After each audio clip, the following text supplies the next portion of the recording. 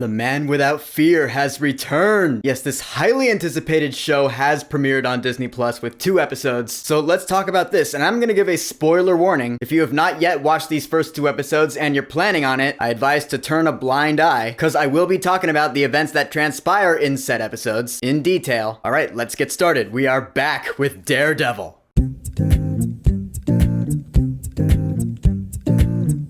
Daredevil, Born Again. Season 1. So, Daredevil Born Again, Season 1 is the 12th season of TV in the Marvel Cinematic Universe, and the 5th in its Phase 5, part of the Multiverse Saga, is the 10th installment overall in Phase 5, the 26th installment overall in the Multiverse Saga, and overall in the MCU, it's the 49th installment. More importantly though, I would say, yeah, this is a straight up continuation from the Marvel Netflix series Daredevil. That's plain as day to see after watching these first 2 episodes. This is pretty much Season 4 of the Netflix show. Although I won't say it discounts Kingpin and Daredevil's appearances in the MCU since then. I'll explain why in a bit. But anyway, yeah, okay, so Daredevil Born Again Season 1, Episode 1, we start out, we're back with the gang. Matt Murdock, Foggy Nelson, Karen Page, and we get a pretty big shock in our first, 15 minutes here. They're hanging out at Josie's bar from the Netflix show, which actually a couple of things. First of all, when Foggy goes outside and he's on the phone and Matt's listening in, we see, the aspect ratio change. I always love it when this happens, because I'm always a big fan of aspect ratio fuckery. That was actually a really cool and creative way to illustrate Matt Murdock's radar sense, his super hearing. We see it widens when it focuses on Matt, and then it goes to super letterbox when it's focusing on Foggy. It shows that he's focusing on him. That's really cool. But then the big shock that happens is Foggy is shot by Bullseye. Now, Bullseye I know was in Daredevil Season 3. Like I said, I haven't watched Daredevil Season 3 in its entirety, but I get the gist. He was one of the main villains in that season, hired by Wilson Fisk to take Daredevil down. But anyway, he's back now, and yeah, he straight up kills Foggy Nelson. Foggy dies within the first 15 minutes of this show. I didn't see that coming, and it was crazy. I was like, holy shit, alright, so Foggy's just straight up dead. That sucks. I feel bad for Eldon Henson, who played Foggy, because, he's been going around with the cast as part of the marketing tour. I mean, that's a good way to cover up the spoilers, so props to that, but yeah, I'm just saying. And of course, this sends everyone into a frenzy. This is where we get our big tracking shot. This is Daredevil tradition, something that the Netflix series is renowned for. I love it that it returns here. Because yeah, this tracking shot is awesome. We get Daredevil versus Bullseye in the bar, and everyone's running, and the thing about it though is that there's a lot of smoke, so it covers up a lot of it. That was kind of jarring, but it was still really cool the way it goes from the fighting, and then it goes outside, and it pans over to Karen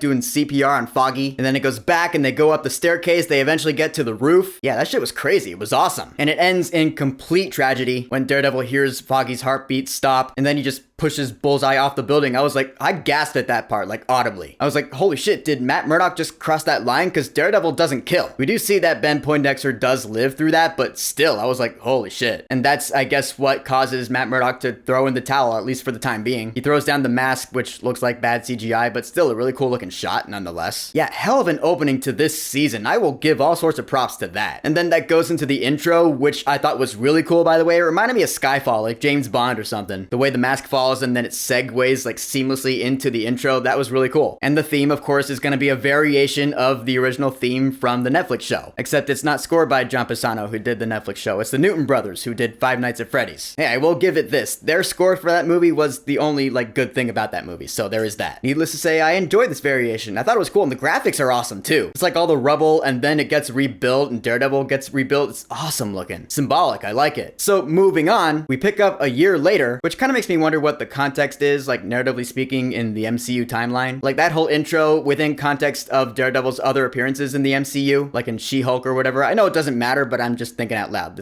I just thought of that. So Wilson Fisk, the Kingpin, is running for mayor. We all knew that he would. I mean, not just from the trailer, but from the post-credit scene of Echo last year. That has come to fruition here. He runs and he wins his election. So that is a pretty crazy establishing grounds for what the season has to come. Wilson Fisk, the Kingpin, is the mayor of New York City now. What's that gonna entail? And then we have a whole bunch of boring legal scenes. This is what I feared going into this show. It's the same complaint I had about the Netflix series, and I know this is one that not a lot of people share with me, but this is just me. When it comes to Daredevil, I like the cool action, and actually I like a lot about it. The cinematography, the choreography, the lighting, I like a lot of it. But sometimes, yeah, just the dialogue can be boring in some of these slower scenes to me. Because I was talking about this with Babe, and Babe said, yeah, shows like Criminal Minds, they keep audiences engaged with the dialogue. They make it interesting. Marvel doesn't really know how to do that here in this case, at least not in our opinion. One possible reason that came up in the back of my head was lack of musical score in the background. Reminded me of the boring scenes in Blade Runner, just Yeah, no music, just boring talking and I did like the scene though where Karen Page comes back and she gives Matt Murdock the horn from the Daredevil cowl. That was symbolic. It was cool. The devil's not dead yet. We also meet Heather Glenn, which I actually thought it was pretty funny how she was set up with Matt Murdock by their mutual friend Kirsten McDuffie, who's working with Matt now. Their dialogue together I actually thought was pretty good. And so the two of them, they do start dating, and you do feel the chemistry between them for sure. And Heather Glenn is a love interest of Matt Murdock from the comics, so it's accurate. And so towards the end of the first episode, we come to the scene that we all saw from the trailer that we loved. The cafe talk scene between Matt Murdock and Wilson Fisk. This was really awesome. It was really well written, really well directed. It's pretty much what we saw in the trailer, with of course a little bit more dialogue. I do like how Echo got a shout out when they're talking about, oh, do you have kids? No. And Wilson Fisk mentions that he took on a protege. And Matt was like, yeah, didn't she shoot you in the face? I was like, yep, I was there for that. The finale of Hawkeye, that happened. Ah, good times. But then we get to the point of this. Wilson Fisk is running for mayor because he wants to eliminate vigilantes in New York. And he swears to Matt, he's like, if you go back to your old activities, there will be consequences. And so that's pretty much all I gotta say about episode 1, which I definitely thought was the better episode of the first 2. Because episode 2, man, it really dips. It slows down. And I get it. We're setting up this 9-episode season. And just like the Netflix series, it is gonna be a slow burn, because that's Daredevil fashion, is tradition. But that being said, we do have a couple of interesting things here in episode 2. We meet Hector Ayala, played by the late Camar de los Reyes. Rest in peace, man. Gone too soon. So Hector Ayala, we know, is White Tiger, a character I do recognize. I talked about this in my video about the trailer. I'll come back to that. We see the scuffle he gets into. He's arrested for the death of an NYPD cop. Matt Murdock gets wind of this, and after hearing enough about it, he decides that he wants to represent him in court, because I'm sure he can relate to the whole vigilante thing, you know? We also meet BB Urich, who is the niece of the late Ben Urich. I remember that character from season 1 of the Netflix show. You know, the journalist who was literally strangled to death by Kingpin. Yeah, that dude. So his niece BB is introduced here. She's a journalist as well. She kind of reminded me of April O'Neil from Teenage Mutant Ninja Turtles Mutant Mayhem, except obviously more realistic. She's probably going to be that young reporter, like, archetype character. Maybe a bit naive, not fully aware of this dangerous situation she's stepping into with Wilson Fisk. I'm just saying we probably don't want her to go the way of her late uncle, you know? Yeah. Although I did love the scene where we do see that someone has the balls to step up to Fisk. The police commissioner at the funeral, that scene was awesome. This guy's like the bravest dude ever stepping up to Kingpin like this. Because he's pretty much like, yeah, once a thug, always a thug. I'm gonna make sure that your term is the shortest in New York history. See you around, Kingpin. I was like, dude, this guy's a badass. And so the commissioner threatens to resign. And of course, Kingpin blackmails the shit out of him because that's what he does. That's what he did all the time in the Netflix show. There always has to be some dirt. Kind of narratively convenient, honestly. So yeah, the commissioner is still under the boot heel of Wilson Fisk. Sucks for him, but still, like, great dialogue. And so we're looking into Hector Ayala's case, searching his home, and that Cherry detective, he finds the White Tiger outfit. So now we're getting somewhere. We'll have to see where that goes in future episodes. One of the last things we learn here, though, is that Heather Glenn is in fact giving marriage counseling to the Fisks, which is actually pretty funny because Babe and I were watching this. The first couple of exchanges of dialogue between Vanessa and Wilson Fisk, Babe turns to me and is like, I don't think she wants him entirely back in the picture. It looks like they got issues. I didn't pick up on that at all. And then it turns out they're in marriage counseling. Babe turns to me and is like, told you so. I was like, damn, all right. Yikes. And then the very last scene in this episode is awesome. That action scene. Matt Murdock finds the other cop from the crime scene, tells him to get the fuck out of Dodge because his would-be attackers are coming. And he's fighting these guys. Really interesting thing happens right here, though. Because these guys, these are cops, I guess, but they're corrupt cops. You can tell because when one of them pins Matt up against the wall, that Punisher-looking tattoo, ooh, dude. Babe had to tell me all about this because I had no idea. And I don't want to get too deep into this, but from what Babe told me, there are policemen in our real world who are big Punisher fans, and they show it by touting that Punisher skull logo. I guess it's actually a pretty serious problem. So the fact that this show seems to be playing on this, Babe and I, we were both like, ooh, alright, Marvel's getting real. Escapism? Not here in Daredevil Born Again, man. And then of course, yeah, that's obvious foreshadowing to the Punisher's later appearance in this season.